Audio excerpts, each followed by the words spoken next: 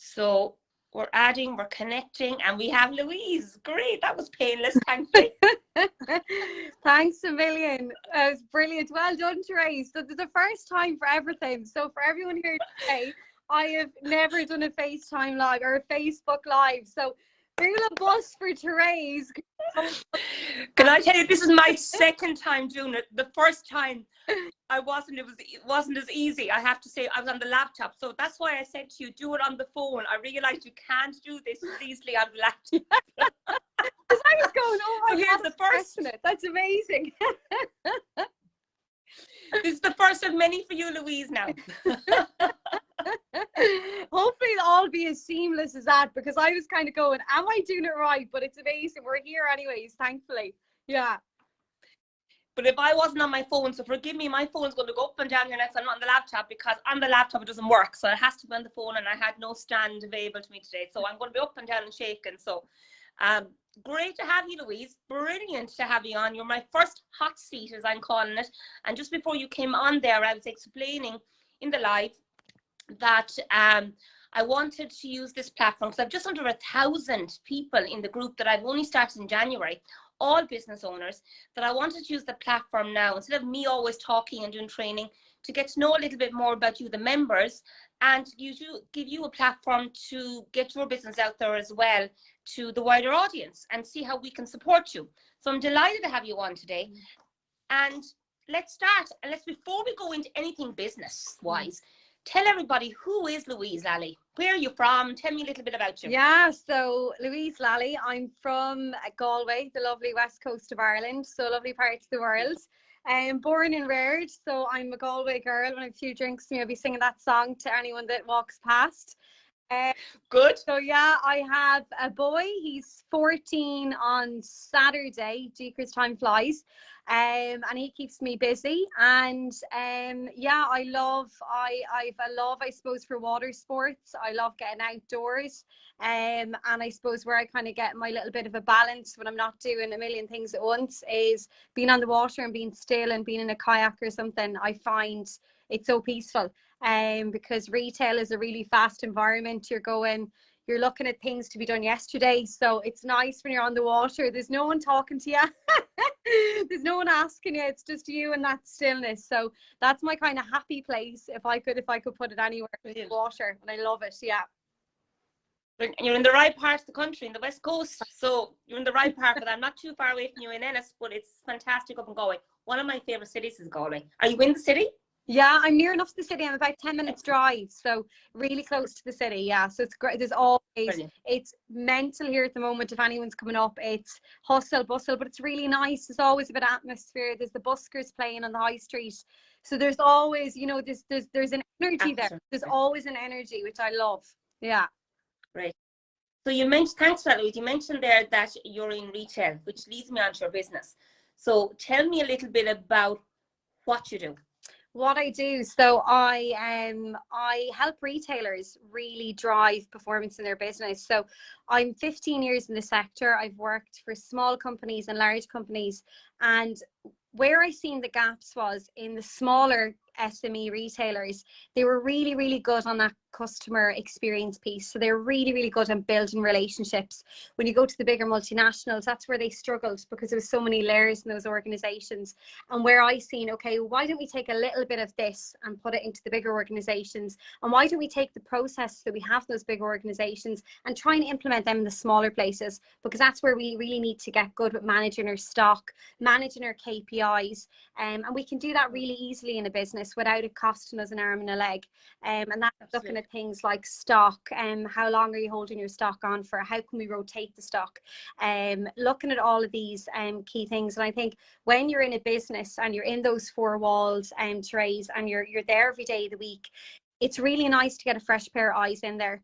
And in there supporting you and showing you things maybe that you mightn't have seen, because you could be snowed under. We know with the COVID, people are they're in a different mind frame. It's fight and flight. And for retailers for a long time, Therese, it has been fight or flight response. So we respond. but we're really not being proactive on seeing opportunities that are out there in the marketplace. When the business is going, when we're not seeing those deliverables happening, we're stuck inside the four walls, and we're not really looking at what can we do.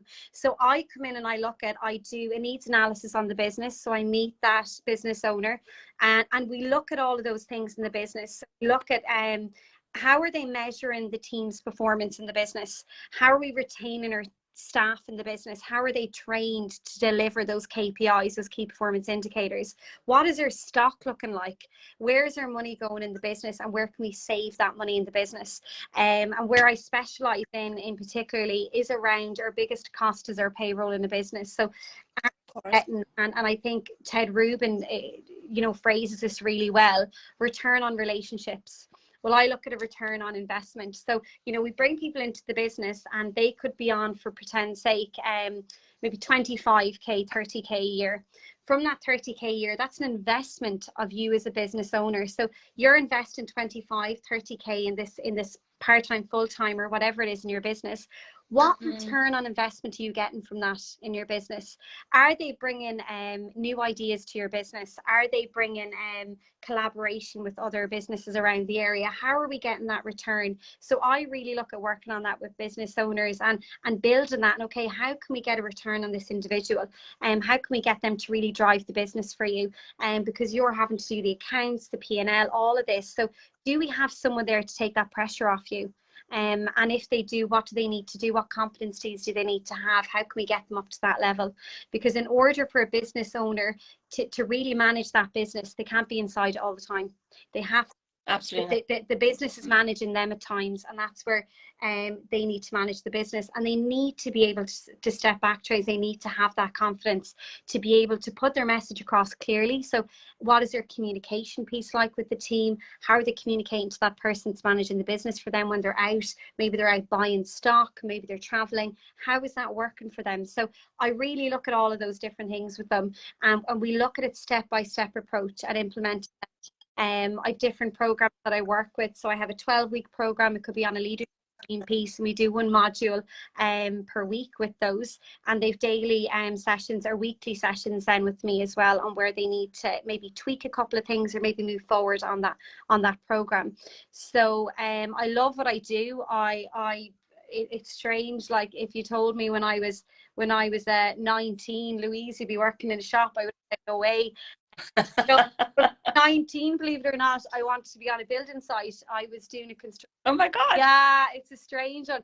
I was doing construction management, and I love policies and procedures. You wouldn't think it, but I love structures, and I wanted to be a health and safety officer, and they had the course at the time in Sligo, and I never imagined working in a shop. But it's strange. I don't see retail, Therese. I feel it. It's a part of me. Love that. Love that. Yeah. And it's in my bones. And there was many a time where I came to a bit of a crossroad 3 years ago. This is a personal story of myself, where I said to myself, do I want to be in retail anymore? I'm moving on. You mightn't think it. I'm nearly 35, but I'm feeling I'm in this. You're still young, Louise. You're still young. I know. Trust me on that one. Yeah, I know. But when you're on the shop floor and pulling in pallets and you're hitting your 30s, you don't feel it. What's going on here, lads? Think to myself, do I want to be pulling in these pallets and doing all this? But you know what it was, and it was always the case, I get my energy from people, and I get my energy from seeing people. And I think retail and that shop floor, Therese, it's magic. Like, you can brighten up someone's day. They can be coming in, they can be dealing with whatever it is at home, and you bring them in. And that whole retail therapy piece, that's where we really need to evolve retail, because retail therapy, it is a therapy. And I think what's happened is, with this COVID, retailers can really reinvent themselves to create that retail therapy inside their four walls, or they can just run it like, we're here, we're going to sell product, and that's it. We really need to reinvent the industry. And I think now is the time where we need to shake it up. And that's what I'm about. I'm about shaking it up, getting rid of that dinosaur perspective, and really educating people in that sector. And I think Retail Ireland Skillnet runs amazing courses for retailers, where it's about empowering them. They're not just on the shop floor selling. they're building relationships, you know, they're building all of these amazing things. That synergy that happens is magic. And I feel lucky and blessed, if I'm honest, to be part of that, and help and share my knowledge and support those retailers, because they're doing an amazing job across the board, Trace. Amazing job. Yeah. And I hear you, but to come back to you, and being honest with you, Louise, you haven't taken a breath there for 5 minutes. Your passion and your energy is just jumping out the phone at me in relation to the industry, and you have to be applauded and celebrated for that. And fair play to anyone who would work with you, I would say, would bounce off your energy, and if they didn't, there's something wrong with them. So I mean, I have to applaud you for that. I can feel your passion every bit of the way, and I love the couple of the words you use. Number one, I'm a policy person myself, so I'm with you on that. Some people say we're boring because of that. No, but I'm the word strategy, and me, I love it, you know. But but also you said words like reinvent. I love the way that when you want to reinvent the retail industry, and there's a lot of people out there at the moment paying for different types of therapy. Why not have it as a retail therapy? And I love the fact that you're looking at bringing that in and looking at that as a mix. So fair play. I mean, it's great. What I'd love to ask you a question in relation to, you mentioned, you go back and say to me again, what is your services that you're offering? So you provide a 12-week program, is it? Or yeah. Go back and if you say that again. Yeah, so I provide a 12-week program. So that's around building leadership teams. That's predominantly around that business owner. That's again, the business is managing them, and it's not, they're not managing. Okay. So I give them a nice training program there to implement in their business. And then they work with me as well on some coaching one-to-one sessions weekly throughout that process. Because when you talk to those retail owners, you're trying to get them to step back, and that's a habit.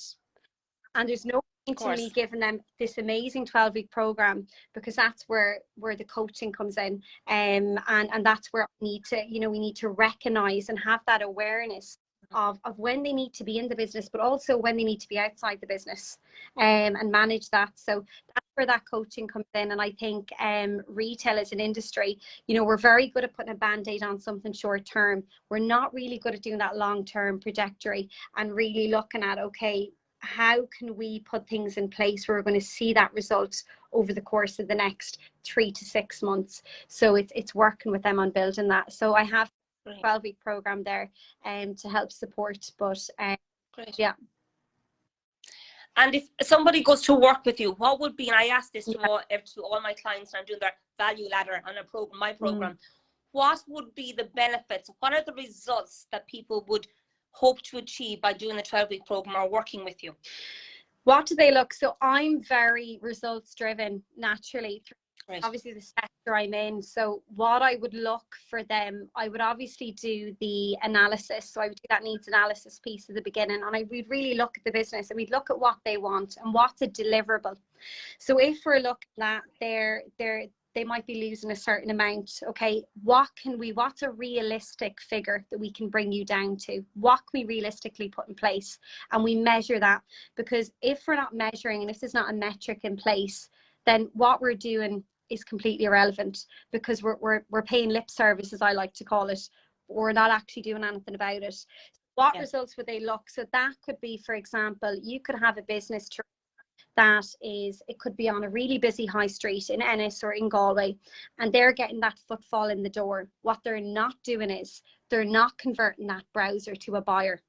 Okay, so you would look at conversion. So how are we converting? So we have 100 people coming into the store and 50 of them are buying. So it's a 50% conversion. Okay, so how can we look at maybe increasing that? Or out of those 50% of people that are buying, what's their average transaction value? So €45 maybe. Why are they spending that €45? What of all of your stock? How much of that €45? So if I've an average, my stock is selling, maybe I'm a boutique, my average top is selling €100. I'm only selling 45 because they're only shopping that sale rack. I really need to look at my consumer coming in the door. Do I know that client is. Can I put down a customer profile? So maybe we look at profiling our customer. What's the area telling us? So what's next door to our business? How is that affecting our unit price? How can we increase that? So have we given the team confidence and training to be able to upsell? Why are we only getting a sale customer through the door? What you see in retail a lot of the time is they'll get the footfall in, but if that basket sale isn't coming up high enough, what do? They discount it. Discount it, yeah. The worst thing you can do, because what you're saying is, I'm devaluing my product. And you don't want to say that, because that then gives that impression to that customer. You're going into sale every month. That customer is coming through the door going, oh, in Louise's boutique, sure, everything is always on sale. I'm just going to wait until it goes on sale again. And it devalues your stock. So we really look at where is the areas, where are those KPIs, and they're a really easy win. Those baskets and the conversion, they're really easy when Tracy, we can see results in that easily. I can see results of that with a client within 4 weeks, even less. Oh, very good. Excellent. Yeah, great. It's very easy to identify, and that could be me going in as a mystery shopper and seeing what the service is like. That could be me looking at what clients are coming through the door, how are they approaching them, what are we doing to drive it could be a stock turnover. Maybe they don't have the right stock in the business, maybe they're holding on to that stock for too long.